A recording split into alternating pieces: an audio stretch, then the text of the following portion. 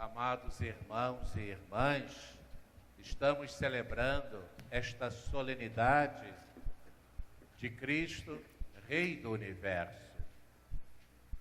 Com esta solenidade concluímos o ano litúrgico, solenidade de nosso Senhor Jesus Cristo, Rei do Universo. Ouvíamos na primeira leitura uma breve passagem do segundo livro de Samuel, que faz referência ao reinado de Davi, que faz referência à aliança de Deus com o seu povo e à escolha de Davi como rei. Todas as tribos de Israel vieram encontrar-se com Davi em Hebrom e disseram-lhe: aqui estamos, somos teus ossos e tua carne. Tempo atrás, quando Saul era nosso rei, eras tu que dirigias os negócios de Israel. E o Senhor te disse: tu apacentarás o meu povo Israel e serás o seu chefe. E vieram todos os anciãos de Israel até o rei em Hebrom. O rei Davi fez com eles uma aliança na presença do Senhor e eles o ungiram rei de Israel. A figura de Davi, rei, a figura de Davi ungido, portanto, ungido significa Messias, é um protótipo, ela aponta para um outro rei, ela aponta para um outro ungido. Cristo é o rei, Cristo é o ungido. Então, quando vamos ao Antigo Testamento e encontramos esta passagem do segundo livro de Samuel, eles ungiram Davi como rei de Israel. Vamos ler esta passagem tendo presente toda a revelação, tendo presente aquele para o qual caminhava a história de Israel, aquele que é o centro da história, aquele que é o rei, nosso Senhor Jesus Cristo, nosso rei. É Ele a reinar sobre nós. Depois ouvíamos um breve trecho que marca o início da carta de Paulo aos Colossenses, um belo hino. Paulo nos convida a, com alegria, darmos graças ao Pai. Por quê? Diz Paulo: porque vos tornou capazes de participar da luz que é a herança dos santos. Paulo nos recorda que Ele, Jesus Cristo, é a imagem do Deus invisível, o primogênito de toda a criação. É uma dimensão cósmica. Ele, Jesus Cristo, é o primogênito de toda a criação, pois por causa dele foram criadas todas as coisas, no céu e na terra, as visíveis e as invisíveis. Então tudo converge para ele.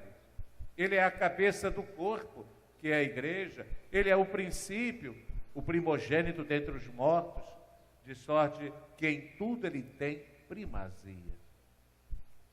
Então aqui mais uma vez, diante dos nossos olhos, dos nossos ouvidos, no nosso coração, ressoa esta palavra de Paulo, outrora escrita aos Colossenses, mas essa palavra, ela se dirige hoje a nós, para que possamos sempre contemplar Jesus Cristo como o primogênito de toda a criação, para que saibamos sempre contemplar Jesus Cristo como aquele que está na origem de todo o criado e para o qual tudo foi criado. Ele é a imagem do Deus invisível, o primogênito de toda a criação, pois por causa dele foram criadas todas as coisas.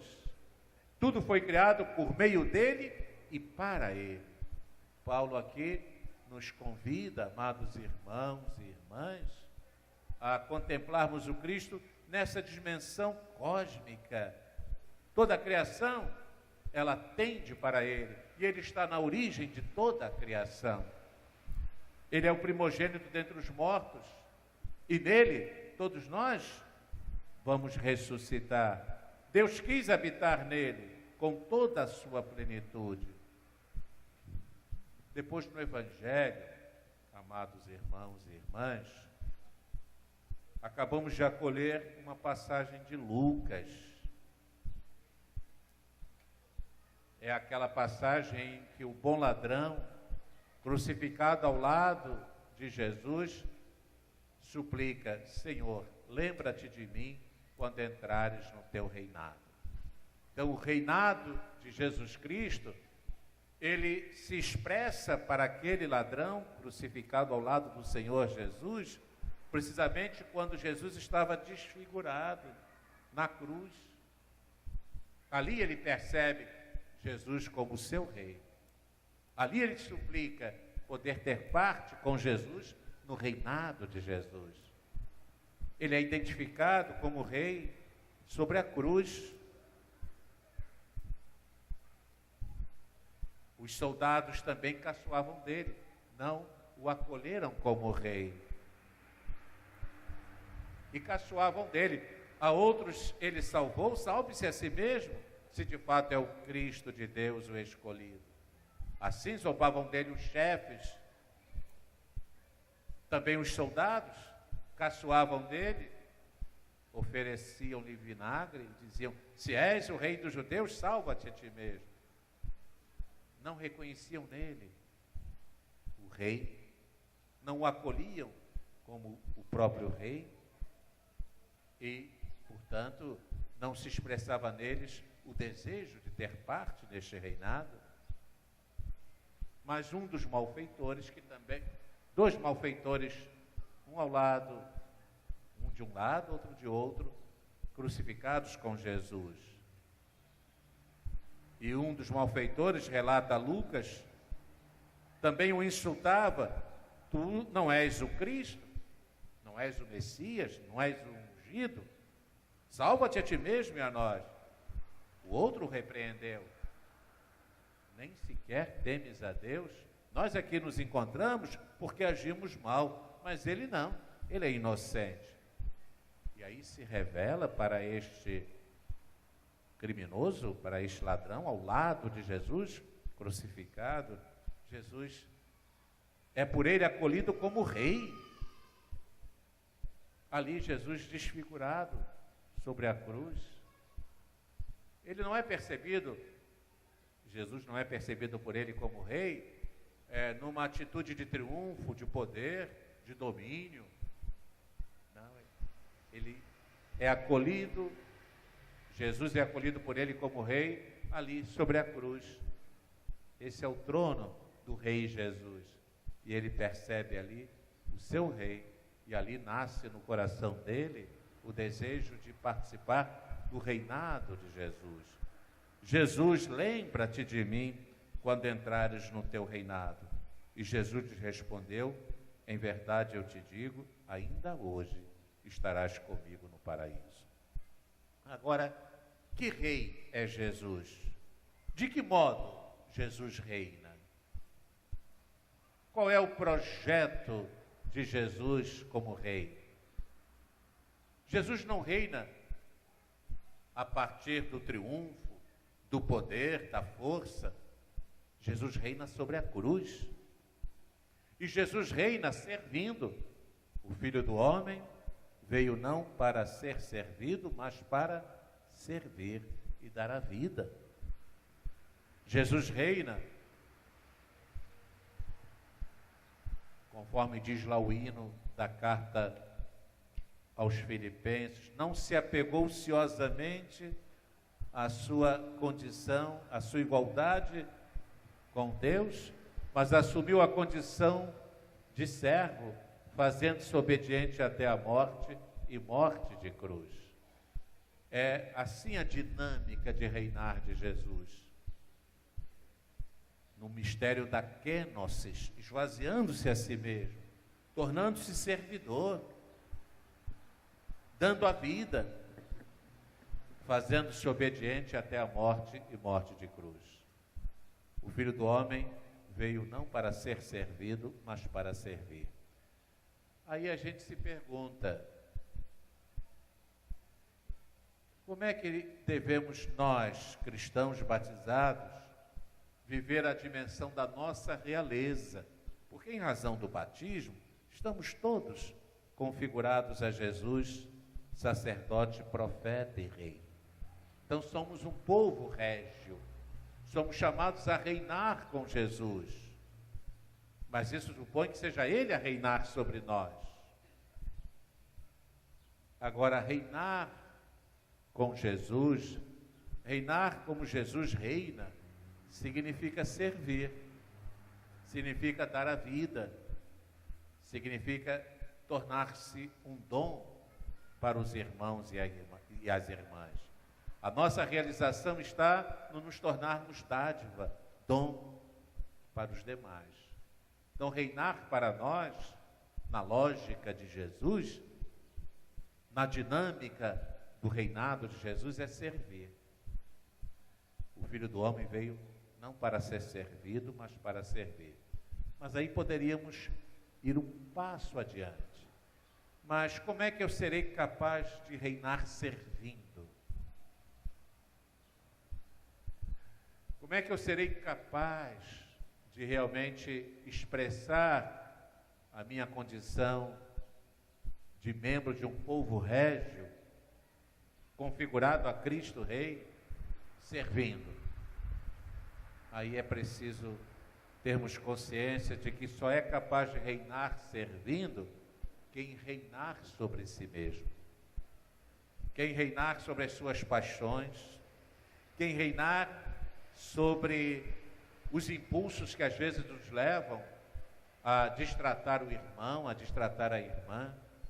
Se alguém é capaz de reinar sobre si mesmo para realmente trabalhar seriamente para que nele se anule o egoísmo, a soberba, a vaidade, então, amados irmãos e irmãs, nós estamos chamados a reinar servindo, mas para reinar servindo, aí é fundamental, é essencial que reinemos sobre nós mesmos. E isso sob a ação da graça. Agora eu quero continuar, porque o tema que vocês escolheram para o congresso e que está expresso... Qual é o tema do congresso?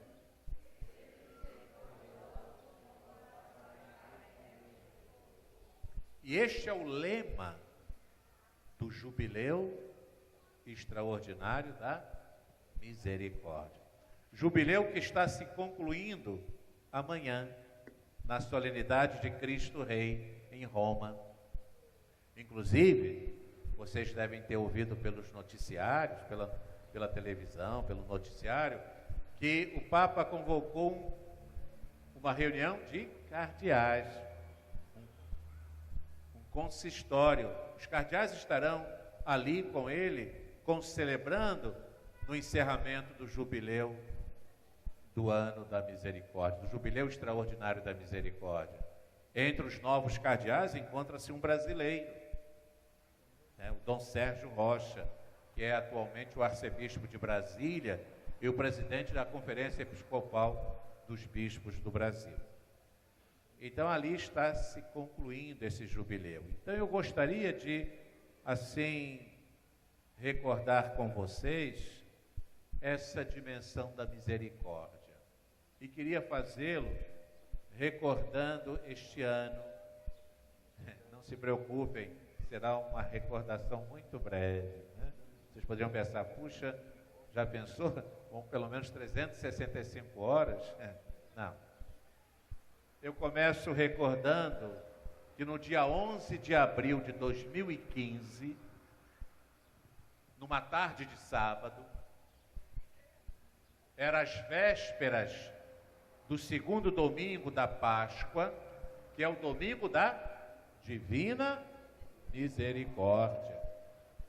Naquelas vésperas, Papa Francisco entregava à igreja a bula Misericordiae Vultus, com a qual ele proclamava o jubileu extraordinário da misericórdia. E naquelas vésperas do segundo domingo da Páscoa, ressoava ainda em todos a saudação de Jesus ressuscitado aos seus discípulos na noite de Páscoa. A paz esteja convosco. E a paz, salientava o Papa Francisco, a paz permanece. A paz permanece como desejo de muitas populações que sofrem violências inauditas, de discriminação e morte, só porque possuem o nome de cristãos. Daí, dizia Francisco, a necessidade de uma oração ainda mais intensa, de uma oração que se torne um grito de socorro ao Pai, rico em misericórdia, para que sustente a fé de tantos irmãos e irmãs que estão na tribulação. Uma oração que peça ao Pai a conversão de nossos corações, a fim de que passemos da indiferença à compaixão. O Papa Francisco recordava ainda naquela ocasião a pregação paulina, salientando que, como ensina o apóstolo Paulo, fomos salvos no mistério da morte e ressurreição do Senhor Jesus. O Senhor Jesus, que hoje contemplamos como nosso Rei, é o reconciliador que está vivo no meio de nós para nos oferecer o caminho da reconciliação com Deus e entre os irmãos. Apesar das dificuldades e sofrimentos da vida, cresce a esperança na salvação que o amor de Cristo semeou nos nossos corações. A misericórdia de Deus foi derramada em nós. E é essa misericórdia que nos torna justos. E é essa misericórdia que nos dá a paz. O Papa, naquela ocasião, respondia à pergunta que ele pressentia presente naqueles que o escutavam. Por que motivo um jubileu da misericórdia? E a resposta de Francisco expressa o que ele trazia no íntimo do coração, o que ele trazia na mente. Por que motivo um jubileu da misericórdia? A esta pergunta Francisco respondia: simplesmente porque a igreja é chamada, neste tempo de grandes mudanças epocais, a oferecer mais vigorosamente os sinais da presença e proximidade de Deus. Este não é o tempo para nos deixarmos distrair, pelo contrário, é o tempo para permanecermos vigilantes e despertarmos em nós a capacidade de fixar o essencial. É o tempo para a igreja reencontrar o sentido da missão que o Senhor lhe confiou no dia de Páscoa: ser sinal e instrumento da misericórdia do Pai. Maria, Mãe da Misericórdia, obtenha a graça de vivermos com um testemunho fiel e fecundo a misericórdia. Deus a todos nós abençoou ao longo deste ano. Concedeu-nos viver intensamente o Jubileu da Misericórdia, que se iniciou no dia 8 de dezembro de 2015, com a abertura pelo Papa Francisco da Porta Santa, e que amanhã se encerrará em Roma, domingo de Cristo Rei. Vocês se recordam, em nossa igreja diocesana, numa segunda-feira, dia 14 de dezembro, uma semana e um dia após abrir-se a Porta Santa, nós a abríamos na Catedral de Santo Antônio, numa celebração apinhada de gente, numa bela celebração. 13 de novembro, no domingo passado, concluíamos entre nós o Ano Santo, mas ele se concluirá para a Igreja Universal, para a Igreja ano que vem, amanhã, e estamos vivendo a solenidade. Mas aí concluo, olhemos para Maria, a Mãe da Misericórdia. O nosso pensamento se volta agora para a Mãe da Misericórdia. A doçura do seu olhar nos acompanhou neste ano santo, para podermos todos nós redescobrir a ternura de Deus. Ninguém como Maria conheceu a profundidade do mistério de Deus feito homem. Na sua vida, na vida de Maria, tudo foi plasmado pela presença da misericórdia feita carne.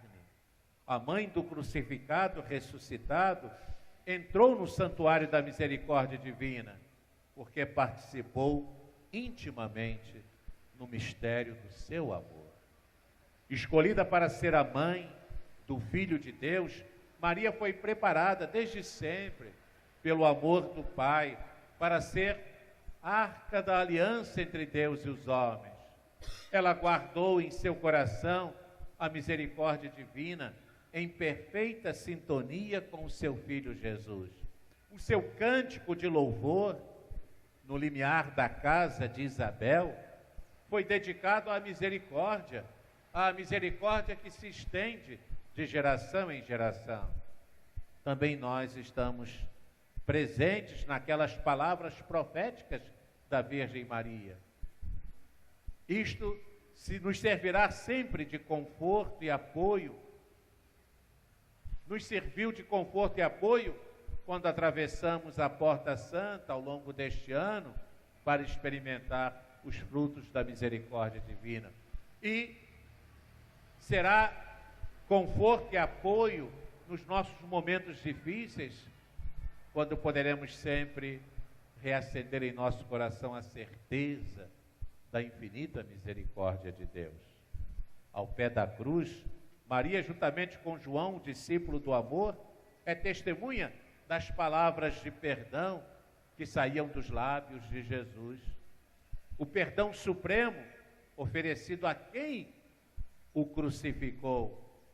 Isso nos mostra até onde pode chegar a misericórdia de Deus. Maria atesta que a misericórdia do Filho de Deus não conhece limites e alcança a todos, sem excluir ninguém. Por isso, queremos dirigir a ela a oração antiga e sempre nova da Salve Rainha. Salve Rainha,